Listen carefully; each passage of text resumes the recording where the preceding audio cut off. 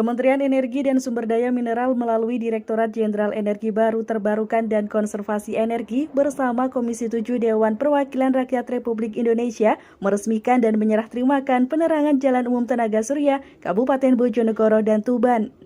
Peresmian dan serah terima dilakukan di Desa Ringin Tunggal, Kecamatan Gayam, Kabupaten Bojonegoro. Kegiatan tersebut dihadiri anggota Komisi 7 DPR RI Hajah Ratna Juwitasari, Direktur Perencanaan dan Pembangunan Infrastruktur Dirjen EBTKE Hendra Iswahuyudi, Forum Pimpinan Komunikasi Gayam, Kepala Desa Ringin Rejo, dan Katur, serta masyarakat penerima PJUTS. Direktur Perencanaan dan Pembangunan Infrastruktur Dirjen EBTKE Hendra Iswahuyudi mengungkapkan, satu titik tiang panel surya 330 watt ikut mendukung bagaimana percepatan pembangunan EBTKE mengurangi efek rumah kaca dan gas karbon. Sejak tahun 2018 hingga saat ini sudah ada 1.980 titik di Kabupaten Bojonegoro dan Tuban yang sudah terpasang PJUTS.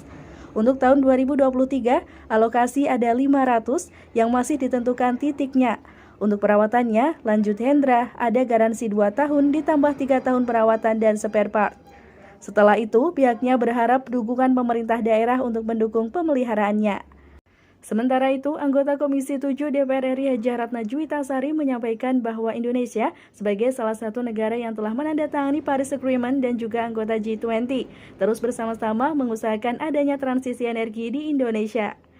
Bukan untuk meninggalkan minyak bumi dan gas, tetapi sebagai negara maju dan berkembang ingin turut mengurangi emisi yang telah dihasilkan dari penggunaan BBM pada tahun 2060. Juwita berharap adanya PJUTS ini juga sebagai sosialisasi kepada masyarakat ada energi alternatif selain fosil yang selama ini digunakan, sehingga masyarakat tahu ada potensi energi terbarukan yang bisa dimanfaatkan untuk kepentingan masyarakat langsung. Tentu karena daerah pemilihan ya. Jadi kan kalau misalnya kita sebagai anggota DPR RI itu sumpah jabatannya untuk memperjuangkan aspirasi dari daerah pemilihan, Mas. Otomatis kalau misalnya saya di Komisi 7, kita mitranya dengan Kementerian ESDM, Kementerian Perindustrian dan Badan Riset dan Inovasi Nasional. Jadi program PJUTS dari ESDM khususnya Dirjen EBTKE ini kami fokuskan di daerah Tuban dan Bojonegoro. Apakah ini sebagai bagian dari mendukung adanya energi bersih? Pasti, karena kita juga linear dengan apa yang disampaikan oleh Bapak Presiden ya, bahwa transisi energi ini sangat dibutuhkan, sehingga kita awali dengan mensosialisasikan penggunaan renewable energy atau energi terbarukan ini kepada masyarakat melalui program Jalan Umum Tenaga Surya ini. Di Tuban dan Bojonegoro berapa Bu kuota yang di? Kayaknya Pak Direktur aja yang jawab. Oh gitu ya. Kalau boleh nilainya sekalian tadi belum tersampaikan Bapak. Memang yang sudah dipasang di Bojonegoro dan Tuban ya, jadi sejak 2018 sampai 2022 itu 1.970 titik. Untuk tahun 2023 ini? 2023 ini alokasi Bu Ratna ini 500. Ya, nanti kita saat ini menginventarisasi usulan dari beliau di titik mana. Setelah itu kita sama-sama turun untuk cek koordinatnya. Jika sesuai terus pasang. Artinya 500 ini untuk yang sepanjang tahun 2023 ini ya Pak? Iya. Usulannya ya.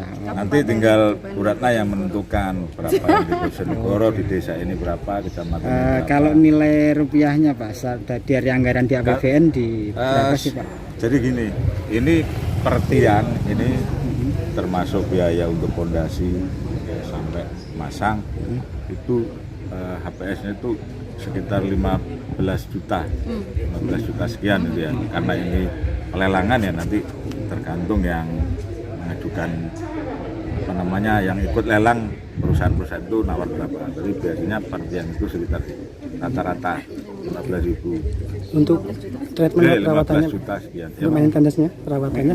Nah ini diambilkan dari mana? 2 tahun ini adalah kewajiban kontraktor pemeliharaan. Misalkan ada yang mati, baterainya soak, itu langsung diganti. Kemudian 3 tahun berikutnya adalah kontraktor menyediakan spare part-nya, tapi nanti Pemda yang bantu ongkos kirimnya gitu ya. Jadi sampai 5 tahun. Nah setelah 5 tahun bagaimana tadi sudah dijelaskan Bu Ratna juga, kami menjelaskan juga seyogianya dari Pemda karena ini nanti asetnya diterima Pemda, dikelola, dipelihara ya. Jadi biaya maintenance-nya sudah bisa ditanggung oleh Pemda setelah 5 tahun. Harapannya Bu, dengan adanya program seperti ini? Harapannya tentu yang pertama kita bisa yang satu sosialisasi ya ke masyarakat bahwa ini ada energi alternatif selain dari energi fosil yang selama ini sudah kita gunakan begitu, sehingga mereka tahu nih bahwa ada potensi energi terbarukan yang bisa dimanfaatkan untuk kepentingan masyarakat secara langsung. Dan juga kita juga tadi sudah disampaikan Pak Direktur kalau misalnya kita ingin membantu sih sebenarnya pemerintah daerah untuk menekan pengeluaran mereka dalam penggunaan energi, karena tadi ternyata setelah dihitung ada banyak juga biaya yang bisa dihemat di efisiensi dengan adanya PJUTS ini, karena kita tidak lagi harus membayar kepada perusahaan listrik negara. Jadi ya kita membantu masyarakat bisa beraktivitas dengan lebih lancar, aksesnya lebih mudah, kita juga bisa membantu pemerintah dengan efisiensi energi ini.